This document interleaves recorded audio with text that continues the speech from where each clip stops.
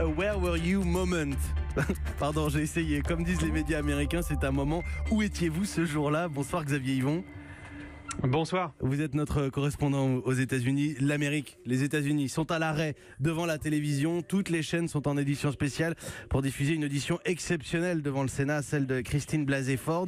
C'est une femme, cette femme qui accuse le juge candidat à la Cour suprême d'agression sexuelle. De son témoignage dépend finalement l'équilibre de l'institution, peut-être pour une génération entière. C'est le système américain, c'est ainsi. Et par conséquent, l'avenir du droit à l'avortement, du mariage homosexuel, d'autres questions de société essentielles qui sont du ressort de la Cour suprême. C'est dire l'importance de ce qui se joue. Xavier Yvon, et vous êtes en train de suivre cette audition.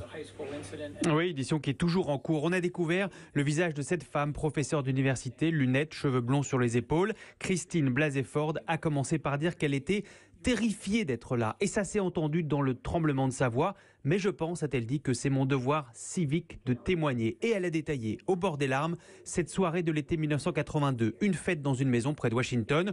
Le candidat à la Cour suprême, Brett Kavanaugh, avait alors 17 ans, elle, 15. J'ai été poussée sur le lit et Brett a grimpé sur moi. Il m'a tripoté et il a essayé de me déshabiller. Il avait du mal parce qu'il était très saoul. Et aussi parce que je portais un maillot de bain, une pièce sous mes vêtements. Je pensais qu'il allait me violer. J'ai essayé de crier à l'aide. Brett a mis sa main sur ma bouche et j'avais du mal à respirer. J'ai cru qu'il allait me tuer accidentellement.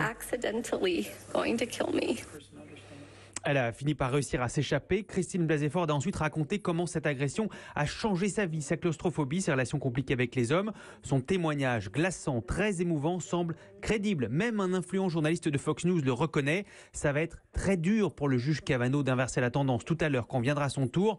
Toute l'Amérique retient son souffle jusqu'à Donald Trump qui a regardé le témoignage dans l'avion présidentiel de retour des Nations Unies. Merci Xavier Yvon, notre correspondant à New York qui suit cette audition, un moment clé de l'actualité politique américaine, mais surtout des enjeux pour les années à venir, vous l'aurez compris.